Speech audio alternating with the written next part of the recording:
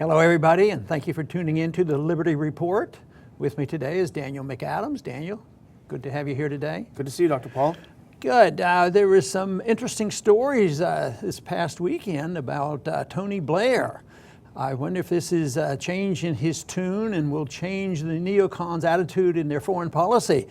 But people are saying that Tony Blair apologized for his participation and his encouragement of George Bush in the war against Saddam Hussein. But how do you rate this? Do you think this is a sincere apology with atonement and that he may change his views? Or is there some politicking going on here with his so-called apology? And when I first saw the big headlines, Tony Blair apologizes over Iraq, I thought this can't be true. There's got to be something between the lines here. And of course there was, because his apology was, and the quote was, "I apologize for the fact that the intelligence we received was wrong." So it's apologizing that the other guys messed up. Yeah, we've heard a little bit of this before where they talk about this and they would always say, well, policy was good, we had to do it, we knew he had gases and weapons of mass destruction, but it was all intelligence fault. And it's back to that. But he must have felt a little bit compelled to say something and go on CNN, and do this, because some of the headlines said he apologized for lying. Whether that was exactly the case or not, remains to be seen.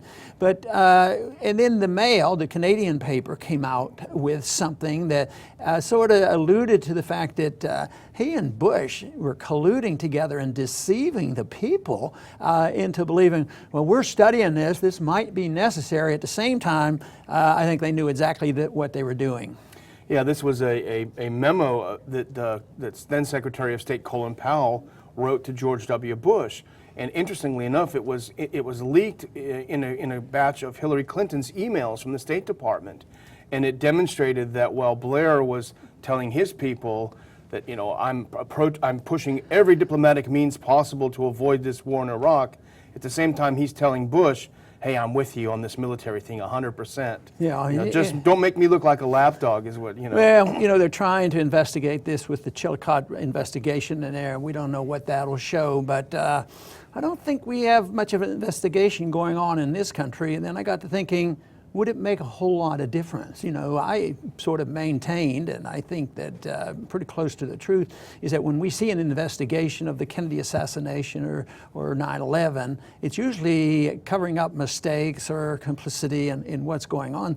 So even if our government decided to investigate this, if they come up with a couple hundred pages, there'd be a lot of redaction in there for us to really know what's going on. So I'm not so sure, but it is true that we don't have an investigation going on. We have a lot of investigation on Benghazi, a little bit late, like I said, too much too late. Yeah. But we never do it before, and I don't think we'll ever have our government tell us the truth. But then if we get a whistleblower, he risks his life. He may get put away forever, or some CIA agent might assassinate him, or who knows what. If you get too much information, I think it's a real threat, because we do have a lot of secrecy in government, whether it's the way we finance our military, our CIA, and where we have our CIA agents. And, our special forces now are recognized to be in 130 some countries. So it's pretty tough to compete, with the power of the government. Even if there was enough pressure here to have a real investigation, we could all, as you point out, we could all tell what the conclusion would be. Their hearts were in the right place, they meant well, but things didn't go as planned. This happens sometimes. If they'd only had more resources, if they'd only stayed in longer and dropped a few more bombs, it would have worked out. You and I remember quite well when this argument was going on leading up to the invasion of Iraq. And it was on again, off again, and Bush says we have to stand firm and we have to do it and we have to build up the evidence and know what we're doing. But I haven't made up my mind yet, he kept saying that. This reminds me of a story told by somebody who had recently graduated from West Point at that period of time, and he was stationed over there in Kuwait or someplace, and we had massive amount of troops preparing, and he was a military guy. He was ready to go and do his job. But then he started listening to the reports back home and what the American people were being fed. And he says it was all lie and misinformation, because everybody in his troop and his group knew they were there and they were preparing for this invasion. And yet that went on. It wasn't like a week or two. It was a good while. Remember, I think it was in 2002, there was a big effort, because I gave a lot of speeches on the floor, trying to get people alerted to that. But of course, they were just setting the stage, propagandizing, and of course, this collusion with Blair, and what are we going to tell the people and how we're going to get away with it. But this individual I was talking about was an enlightenment to him, and that was his point. A lot of times I'll ask individuals, what was the point when you switched your opinion? And his opinion switched when he knew his government was lying back home as he was preparing to risk his life to go in there and stop this monster who was about to drop nuclear weapons on the world, and all the lies that they were telling. Yeah, they had to prepare the psychological battlefield, i.e. the American minds. And what did they do? They had to demonize Saddam to the point where you couldn't even mention his name. And this goes back to what Blair said in his apology that was an apology. He said, "I find it hard to apologize for removing Saddam." Right. They always justify this, but the plain truth is that the world was more stable with a few of those bad guys around. Now we have bad guys all over the place killing each other, so there's much more chaos. But it's a tough argument that which form of chaos you want. The one thing is we shouldn't be picking. We shouldn't pick one chaos over the other. They let them sort it out. But I thought one excuse that Blair gave, that things couldn't have been all that bad. He had a little justification for being misled by the intelligence, and the people obviously supported me, because I even had an election after I supported the war. And I got to thinking, yeah, they did, but that was after a year of propaganda, and that's the way it generally is. I mean, the American people sometimes were opposed to that war at the beginning, and they shifted the attitudes. And just because they win the propaganda war, the one war they didn't win, well, I better qualify that.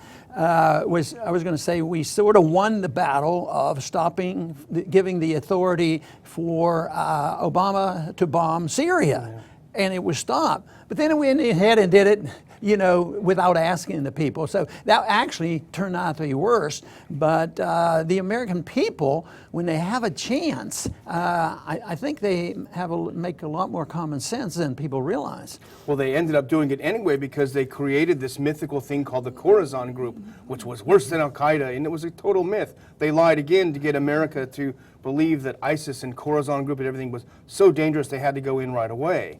The one thing that Blair did admit, that possibly this led to the growth of ISIS, but it's a limited amount of responsibility there.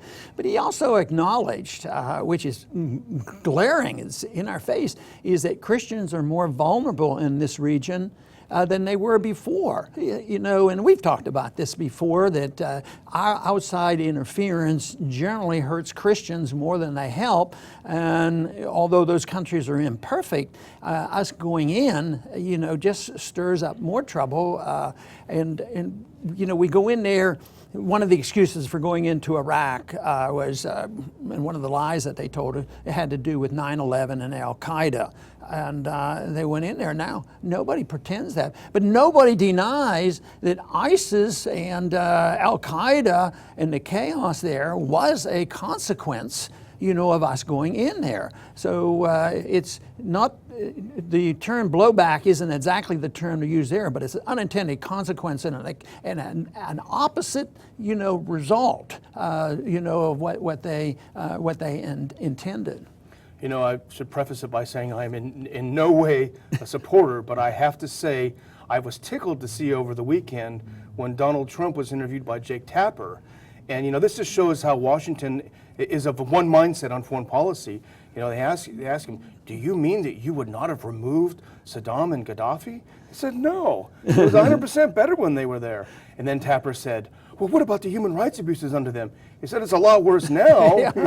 But they were shocked. Common sense tells us that, and yet they get away with this. It's so sad. And to me, issue that the point that we should learn about from this is what's the overall policy that does this? You know, yeah, Saddam was a bad guy, we have to go in. You know, but maybe they should address the subject of foreign policy. But they don't ever do that because it's endorsed by Republicans and Democrats, and then they still argue back and forth on this, and they never ask the question, you know, whether we should do it or not. Yeah. There's a few, we have friends there that will argue the case, but just like when Kucinich and I would introduce a resolution about Syria or something, they won't even pay any attention to it because the powers that be are in charge, and they can control the speaker, they can control, it's sad, it control what kind of legislation comes to the floor. And then it just annoys me to no end that everything will hinge on the presidential election, Republicans and Democrats. Hillary, you couldn't get anybody worse. But of course, the Democrats say nobody worse than the Republican candidate. So it goes back and forth, and they're missing the whole point about what are we doing with our policies? You know, what is the purpose of our government? So unfortunately, we don't seem to learn from our lessons. Yeah, the ideology is never questioned, as you've said before. No, and I think that's the key point. Ideology is the key to it. Ideas have consequences. Good ideas have good consequences, and they will spread, and this is where we should be optimistic. They can't be stopped, even with the lies of governments and the demagogueries and armies. If it's an idea whose time has come, it will prevail. Certainly, the idea that communism was a total failure, the time had come, and we didn't need troops or anything else to dispose of the empire, the Soviet empire. But today, there's ideology now competing against the ideology that has driven this country of interventionism. Economic interventionism, intervention in our personal life, and intervention around the world. It is coming to an end, and there is an ideology that now is presented to so many more people. And it's a struggle, but it's out there, and it's going to spread as our chaos spreads. So for me, I'm still leaning on the side of optimism that some good things can come of this, as long as we have that significant number of people who understand what true liberty is all about and lead the charge. Because right now, they will not be able to present a good case for prosperity and peace with the ideology that drives this country or any other part of the world, essentially. So we need to wake up and decide what we're going to do, because this system that we have today will fail. And of course, it's real easy for me to be on the side of individual liberty, peace, and prosperity.